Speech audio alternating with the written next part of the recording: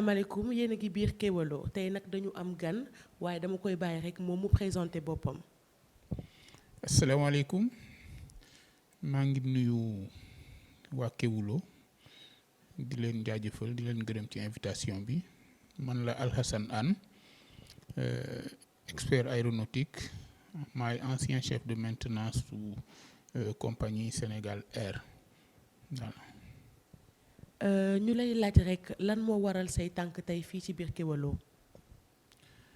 waaw dama ñëw pour benn pour waxtaan ñaar pour un cri de cœur parce que juróom-ñetti at 8 ans depuis 2013 simplement parce que man ci sama bopp bi ma nekkee chef de maintenance yor roplaanu Sénégal Air yi gisoon naa jafe-jafe gis catastrophe buy profilé wu ma waxtaan ci li ma ci war a wax yépp mu tëma ma jokkook autorité yi locaux yi autorité locale yi géré aviation civile waxtaan ak ñoom bi ma gisee ne dara sottiwul te nit ñi boo deful ndànk ñu ñàkk seeni bakkan dama def sama rapport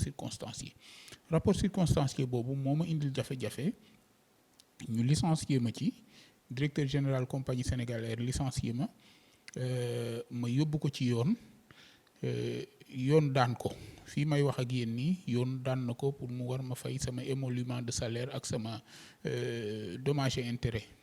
même bu fekkente ne tey jii moom yàlla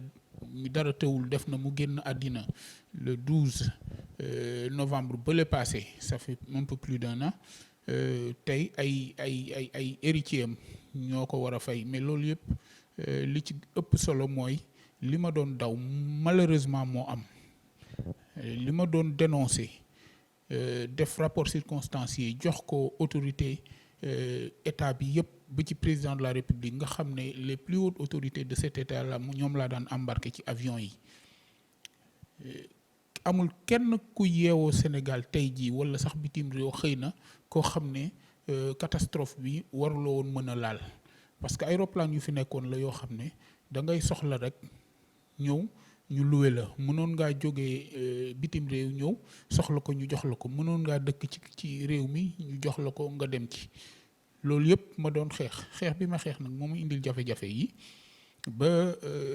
non seulement ñu licencié ma mais ñu def lépp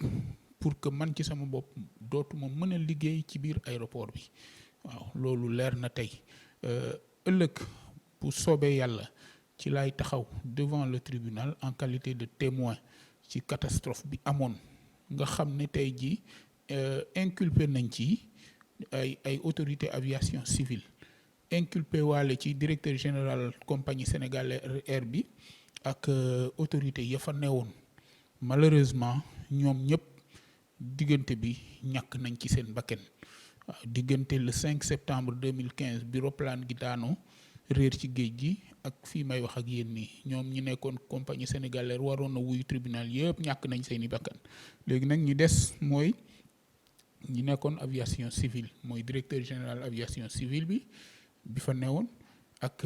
ñett ci ay collaborateurs léegi nag man ci sama bopp sama mbébét du lenn lu dul président de la république nga xam ne tey ji dossier bi daanaka tegu na ci taabalam tegu ci tableau procureur de la république tey président de la république moo am le dernier mot may citoyen sénégalais dogu woon tey la sama bakkan nekkoon armée Sénégal formé ma dem bitim réew jàngi dellu si liggéeyal ko pendant plus de 25 ans tey bu ma gisee catastrophe di profilé wu bu ma ko dénoncé mérité wu ma tey ñu di ma teg situation bii ñu ma teg ça fait 8 ans depuis avril 2013 ba ñu ngi en novembre 2021 depuis 8 ans mënuma liggéey ba fayeeku waaw mënuma liggéey ba fayeeku yor njaboot war leen taxaw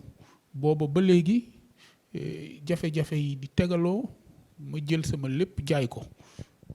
tous mes biens jaay naa leen pour entretenir sama njaboot di xaar état du Sénégal mu delloo ma ci samay droit loolu mooy sama tànk damay demander président de la République mu delloo ma ci samay droit à travers les services compétents bu doon amul benn réew boo xam ne tey jii yaakaar naa ne bu fa lii xewee képp koo xam ne yaa defoon li ma def lu ko gën a néew sax décoré nañ la ci à plus forte raison lii damay demander nag président de la République mu delloo ma ci samay droit. bu ñu déggee ci say kàddu sàggan am na ci waaye tamit tey jii nii yaakaaroon ne mën naa dal keneen ku dul yow te bu ñu déggee tamit ci say wax ci ñi nga xamante ne ni ñoom nga yaakaaroon ni war nañ cee war a mën a jàpp dañ laa bàyyi jamono ji. waaw man mbir mi ni ma leen ko waxee yàgg na te amul fu ma tegul sama tànk ca dëgg-dëgg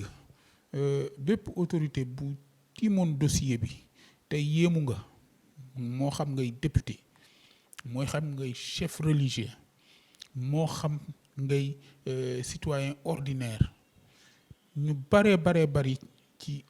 Sénégal xam nañ dossier bi tiim nañ ko jéem nañ ci lu ñu mën ndem si yàlla Alioune Badara Cissé yàlla na ko yàlla yërëm te jéggal ko moom ci boppam ba may def rapport bi destinataire la ci woon amul lu mu ci deful yeneen i autorité saisir nañ ko moom ci boppam mu xamal ma ne lépp lu mu ci waroon a def jokkoo ak président de la République def na ko pour que président de la République jël dossier bi traité ko pour que man ci sama bopp ñu delloo ma ci samay droit parce que victime laa ci waaw li ci des nag defe naa ne wax ji sax boo gisee sax ren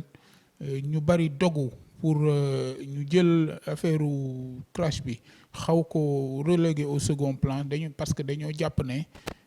injustice bi yàgg na chaque année le 5 septembre anniversaire du crash bi dañ daan def bu ñëwee ñu rendre hommage victimes yi waaye dañoo xool ne booba ba léegi ñi ngi jooy ñi ngi yuuxu pour que état du Sénégal jël dossier bi malgré alerte yi ñu ko jox yépp malgré ku ci mel ni président Ligue sénégalaise des droits de l'homme nga xam ne bind na lettre président de la République pour demander que non seulement mu delloo ma ci samay droits mais mu décorer ma defal ma assistance boobu ba léegi mu nekk mu tombé mu mel ni lu tombé dans l'oreille d'un sourd donc moo xam xëy na président de la République da cee jotewul wala muy loo xam ne ña ko séq ñoo ko waxul réellement li am waaw léegi nag man citoyen la te fas yéenewu ma bàyyi sama njaboot ñuy torox ci loo xam ne defuma dara au contraire dama def lépp loo xam ne waroon naa koo def muy sama devoir waaw. D'accord tey jii nii boo jàkkaarloo woon ak président de la République Macky Sall lan nga koy wax.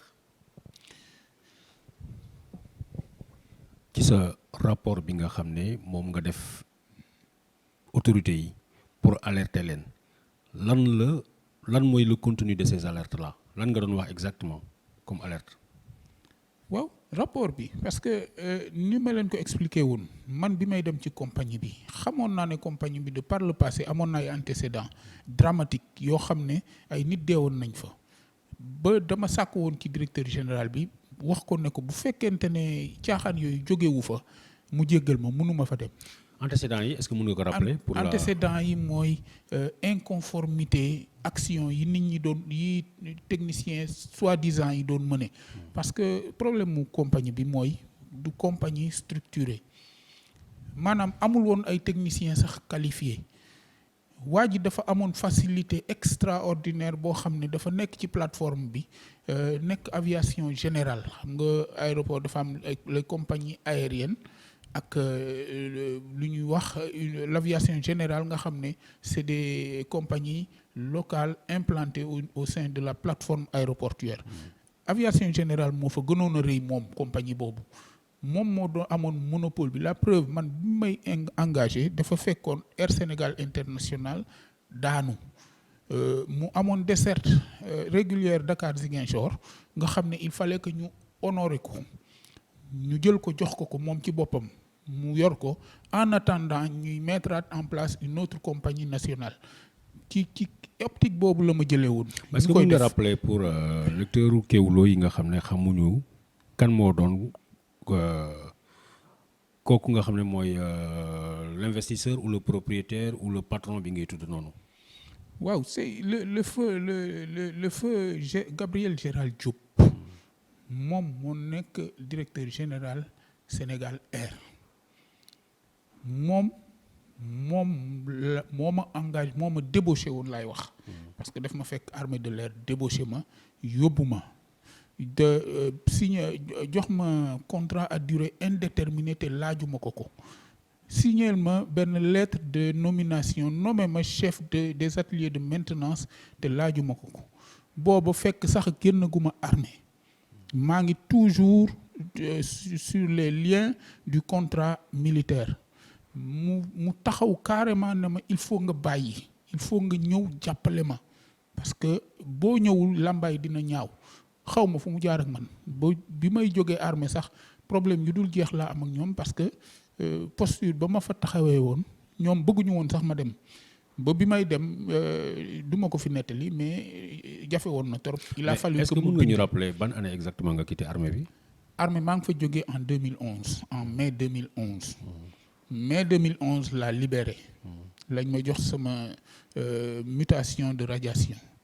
militaire mais mars 2011 fekk na moom directeur général bi engagé na ma mars ma dem ba mai nu mu tuddati pression yi tar ma soog a demander libération dégg léegi nag bi ma fa nekkee yor roplaan yi di def di ci góorgóorlu dem naa ba ci biir gis ne man ci sama bopp malgré équipe de maintenance yi fi nekk malgré toutes les investigations yoo xam ne ñu ngi koy jéem a def système de gestion ba fa newoon mënta sotti te mbirum roplaan la ci catastrophe rek la jëm.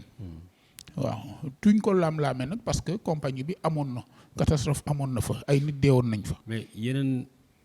équipe bu mécanique bi nga xam ne yow yaa ko doon jiite ñeneen ñi nga xam ne ay mécaniciens la ñu àndoon ak yow ci équipe bi ñoom ils sont tous issus de l'armée ou bien fan lañ leen jëlee. loolu moo doon problème bi ni ma leen ko waxee woon compagnie la boo xam ne à la limite ni mu bindoo woon amul woon droit nekk sax exister sax ci biir plateforme aéroportuaire bi parce que compagnie aérienne dafa war a am ay équipe de maintenance organique c'est-à-dire ay spécialité imbriquées yoo xam ne ku ci nekk ak sa bos bu ñu waree liggéey ñu jokkoo bokk liggéey la main dans la main loolu ama fa woon man bi ma fay dem pratiquement man dong maa fa ñëwoon bi ma fi ñëwee fekk man kese maa fa nekkoon comme un technicien breveté ñi fa nekkoon ñëpp c'est des gens yoo xam ne mi ngi leen jëlee woon dans le tas plus ay des seniors retraités nga xam ne pratiquement sur le plan physique amatuñu woon sax capacité d'action yi war pour mën a def yenn investigation yi donc dañ doon toog rek ñun nag ñoo fa waroon a nekk mais boobu personnellement taxaw woon naa pour que moom ci boppam mu recruter ay techniciens mais ay jafe-jafe yu mat sëkk laa ci amoon. yi ngi may wax daf may fàttali accident bi amoon avion militaire bi jóge woon Ziguinchor ak famille Robert Sagna. ñoo daanu ca Foundiougne. ci biir confidence yi ñu am ñu ngi wax ni en un moment avion bi waxoon nañ leen parce que au préalable l'avion bi mënuloon naaw ba bi mu jëloon général bi yóbbu ko Saint-Louis général bi muy ñibbi si Dakar dafa mujjoon ñëw ak yoon bi mais malgré tout avion boobu la ñu jëlaat encore mettre ko à disposition waa Ziguinchor ba bu ñuy dellu si moo amoon 7 morts yi xaw ma 9 morts plus tard est-ce que su ma la ko évoqué c'est que da nga def rapport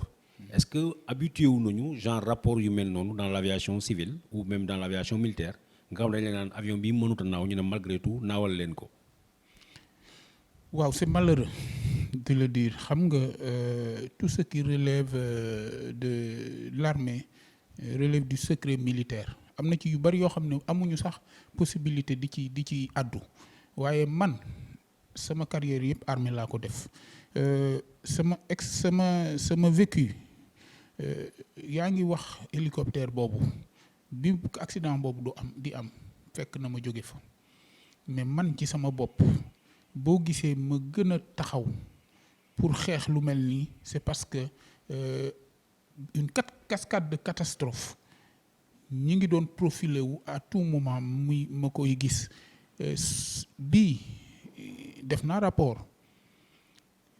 jox naa ko autorité yi malheureusement accident am na benn Fokker F-27 bu armée de l'air bu daanu woon Mali Fokker boobu man pratiquement maa nekkoon au cœur de la maintenance de ce Fokker là bi ma nekkee armée de l'air demoon naa ba am ci situation boo xam ne yóbbu woon na ma ci man mu bind président de la République par rapport à une situation boo xam ne tey jii ñi ngi ko doon évoqué keroog bi Fokker bi daanoo nit ñi seetaan nañ ma waa Sen TV woon nañ ma seen show ma taxaw di expliquer parce que simplement Fokker boobu ba muy daanu ki nga xam ne moo ci nekkoon amoon nañ vécu man ak moom parce que dépanné naa roplaan boobu moom ci boppam. ki ci nekkoon en tant que mécanicien d'accompagnement moom ci boppam keroog bi ma ko defaree dépanné ko benn vendredi du mois de mai 2008 bi ma ko dépanné ba pare ñu war ko tester kooku ñëw am moom ci boppam am lu mu ci def duma ci sori ba tax na mu metti ma trop parce que bi ma ko dépanné ba desatul lu dul ñu mettre avion bi en ligne de vol bi mu ñëwee defoon na ay caaxaan ba roplaan gi keroog mu dellu si indisponible parce que dafa lakk benn moteur boo xam ne coût bi dina dem ba ci 300 millions de francs CFA dégg nga mu indi woon jafe-jafe yu metti ñu créer investigation benn commission d'enquête nga xam ne ki ko jiite woon bi accident bi incident boobu amee ki jiite woon commission d'enquête bi moo wëlbatikuwaat nekk chef d'état-major armée de l'air te ci moom. mooy Biram Diop. waaw voilà te ci moom ci commandement am ci la avion bi daanoo Mali. bu ñuy te man fàttali alerté naa loolu. accident boobu Abdoulaye Sali Sall moo nekkoon ci biir avion bi. waaw ak Thioba Dia mi nga xam ne mooy nijaayu président Macky Sall. voilà donc muy loo xam ne man ci sama bopp dama am vécu ci aviation te dafa nekk une science exacte alors boo ci dee liggéey doggu ci boo demee ba ci biir yow ci sa bopp toujours dama koy faral di wax nañu def analogie bi ak la médecine parce que médecin bi dafay ay investigation ba ñëw jox la sa bilan bu la defalee traitement da nga ko war a topp aviation bu la technicien bi defee ay investigation bu ñëwee jox la ay recommandation da nga ko war a appliquer parce que moom mooy liggéey ci roplaan bi moom moo approché système yi moom moo xam li ne ci avion yi tey jii bu catastrophe amee responsabilité am la engagé parce que avant roplaan di dem moom mooy signer tout ce qui est document moom mooy autorisé en premier lieu donc loolu jarul sax lam-lame man situation bi boo gisee ak metti na ma trop parce que cas de conscience la ma def parce que mené naa combat extraordinaire boo xam ne fu ne dugg naa fa assemblée nationale bi crash bi amee benn député moom moo alerté ay journalistes yi ñu ñëw fekk ma sama kër laaj ma document yi rapport bi ngeen di wax nii loolu yëpp moom moo ma ko laaj moom la ma journalistes yi laaj ma jox leen ko te moom la ñu diffuser à travers la presse voilà. Alhassane Hann su ma lay déglu parce que militaire nga pendant 25 ans comme ni nga ko waxee servir nga sa réew bokk ci experts yi nga xam ne Sénégal financé na xaalis bu bari pour sa formation parce que maa ngi yéegoon ni nekkoon nga Maroc ainsi de suite ak ay Meknès ainsi de suite ak ay kii yu bëri pour former wu ñëw servir le pays. bu nu gisee ñu mel ni yéen ngeen xam ne am ngeen expertise boobu boo xam ne période bi nga xam ne Sénégal soxla na ko ñu teg leen de côté di jëli ay nit à l'extérieur di leen fay lu ko jarul. finalement bëri na Sénégalais yoo xam ne ay jeunes étudiants lañu wala nouveau diplômé am nañu ambition dem ñibbi si Sénégal lan nga leen di wax tey. waaw metti na duma leen blâmer parce que ku gis situation bi ni mu bindoo actuellement ci suñu réew nga xam ne da ngay jàng dogu def lu ne pour servir sa réew laajuloo sa réew dara patriotisme moo lay animé boo ñëwee ñu lay def teg les bâtons dans les roues xoolal lii ma vivre nii jàng pendant combien de temps nekkoon ak ay man bi may promotion bi ma bokkoon la M86B en 1986 au Maroc plus de 400 personnes gis ngeen témoignage yi au niveau de Facebook plus de 400 personnes toutes nationalités confondues jongante bu ñu def de 86 à 88 j'étais sorti major ma nekkoon koo xam ne même le français bi nekkoon yoroon groupement école dafa dem ba jaaxle instructeur yëpp signalé ko mu ñëw laaj ma expliqué ko aux autorités sénégalaises pour que ma jóge foofu dem defi école d'officier bi nekkoon ci biir kii mais dañ ma ko bañal bi ma ñibbisee fii man dans toute autre armée même Sénégal su du woon armée de l'air amul benn corps beneen arme bu nekk Sénégal boo xam ne su ma fa nekkoon tey duñ ma jël yóbbu ma pour def ma une élite parce que amoon naa capacité yi te amoon naa aptitude bi malgré tout cela dogu naa pour toog service sama réew malgré ni ma koy waxee le sous-emploi bi ma doon vivre dama doon liggéey comme dof aw ma vie de famille yóbbuwuñ ma defi ay qualifications et autres là fépp fu jafe-jafe amee ma dugg à travers la documentation scruter le matériel dem ba comprendre pratiquement la quasi-totalité de tous les systèmes yi nga xam ne ñoom la ñu tegoon ci samay compétences ñoom ñu xam ko ñoom waa armée de l'air ma dem aviation civile ñu xam ko ñoom ci seen bopp mais bu ma leen defalee un rapport pareil nga xam ne avec tous les risques que cela comportait nga gis lu mel noonu nga bind signer jox autorité yi jox premier ministre jox président de la république jox ministre de la justice nga xam ne Mimi Touré la woon bi mu dellu see sax jóge justice ñëw premier ministre ma delluwaat renouveler rapport boobu ci bureau mu jébbal ma benn accusé de réception premier ministre Boun Abdallah Dionne jébbal ma accusé de réception le médiateur de la république tontu ma ñu en fait duma leen blâmer ñoom ci seen bopp parce que du ñoom ñoo nekk en contact direct avec le système ñi nga xam ne ñoom lañ fa teg ñu waroon a def li ñu war a def tey jii ñoom la ñu attraire devant la barre pour ñu expliquer wu mais tout compte fait bu lii amee ñoom ñi nga xam ne ñu les autorités de l'État mais ñoom ñoo war a wëlbatiku man tey singleton waruñu toog di seetaan sax man ci sama bopp may jooytu wala may ñaxtu aujourd'hui comme ni leen ko yenn organisme de défense des droits humains yi waxee waroon nañoo def de sorte que ñu citer ma en exemple pour permettre demain à tout Sénégalais boo gisee loo xam ne mu ngi bëgg a indi lu mel nii nga dénoncer ko mais nii ñu ma def tey képp ku jóg bëgg a dénoncer di nga dellu ginnaaw parce que da nga naan su ma ko dénoncer li daloon Alhassane Hann moo may dal dinañ ma dàq dinañ teg seen tànk ci sama carrière dootuma liggéey dinañ toroxal sama njaboot je trouve que ce n'est pas sérieux duma koo xam ne nag damay toog di taxaw ci presse bi di saaga wala ci réseaux sociaux yi non awma posture boobu.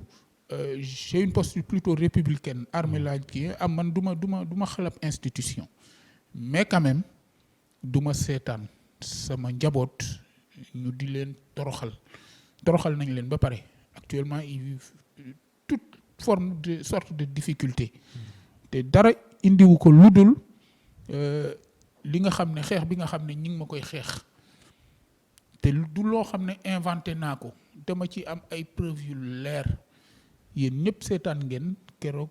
le crash a eu lieu le 5 septembre 2015 le 6 septembre 2015 à 20h invité de TFM c'était le directeur général de l'ANACIM bi mu ñëwee taxaw devant le journaliste mu koy interroger il m'a cité nommément il a brandi benn demande d'emploi bu ma defoon ci structure boobu man en tant que technicien expert aéronautique su ma demee ba am jafe-jafe mel nii sañ naa demander liggéey ci structure état du Sénégal parce que sénégalais la war naa mën a dellu si ci structure ci aéroport bi pour jëriñ sama réew amul benn inspecteur de l'aviation civile tey jii bu taxaw foofu bu ma gën a yeeyoo tey ma taxaw foofu di contrôler tey man dama revendiquer sama place foofu ou ñu ma nekk foofu comme inspecteur au niveau de l'aviation civile ou même pourquoi pas man ma dem au niveau du conseil de surveillance parce que am nañu expérience ñun macha allah am nañu expérience yàgg nañ ci liggéey nañ ci te dogu nañ ci ñun ci la ñu juddoo amul kenn koo xam ne tey taxaw yaa ngi ci biir aéroport bi di liggéey ku ñu gën a yeeyoo liggéey aviation ñun mais pourquoi man demuma génnuma bitim réew maa ngi fii biir Sénégal au compte bu ngeen xoolee man pratiquement sama promotionnaire yi les 99% ñoom ñëpp ils sont à l'étranger ñii nga Arabie Saoudite ñii nga Émirats Arabes Unis ñii ngi États-Unis ñii ñu ngi France ñii ñu ngi un peu partout man simplement parce que ni dossier bi bindoo aviation civile c'est l'organe central du système aéronautique tey bu ma bëggee liggéey feneen je suis obligé de me rabattre sur l'ANACIM pour ñu autoriser ma jox ma sama licence or ce sont ces gens-là ce lobby-là ñoom ñoo taxaw teg seen tànk ci sama carrière mënuma am licence mënuma liggéey feneen et c'est pas sérieux moo tax je demande au président de la République de revoir cette situation et de me remettre dans mes droits. Au-delà de ça,